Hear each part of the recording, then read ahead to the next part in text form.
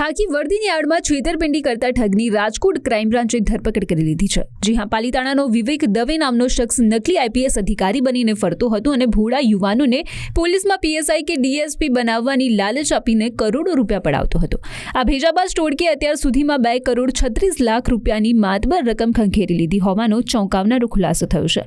પોલીસે જાહેર કરેલા વિડીયોમાં જોઈ શકાય છે કે આરોપીઓ કોઈ મોટા સામાજિક કે જાહેર કાર્યક્રમોમાં નકલી આઈપીએસ બનીને રૂઆભેર એન્ટ્રી મારતા હતા, જેથી લોકો અને ફરિયાદીઓને તેમના પર વિશ્વાસ બેસી જાય। પાલીતાણાના વિવેક દવે અને તેના સાથી હરી ગમરાએ ભેગા મળીને નોકરીની લાલચ આપી ફરિયાદી પાસેથી કટકી કરોડો રૂપિયા પડાવ્યા। પોલીસને એક એવો ઓડિયો પણ હાથ લાગ્યો છે જેમાં ફરિયાદી આ નકલી અધિકારીને રૂપિયા આપી રહ્યો છે। રાજકોટ ક્રાઇમ બ્રાન્ચે બાતમીના આધારે વિવેક દવેને દબોચી લીધો છે, પરંતુ આ કૌભાંડનો મુખ્ય સૂત્રધાર ગણાતો હરી ગમારા હજુ પણ પોલીસ પકડથી દૂર છે।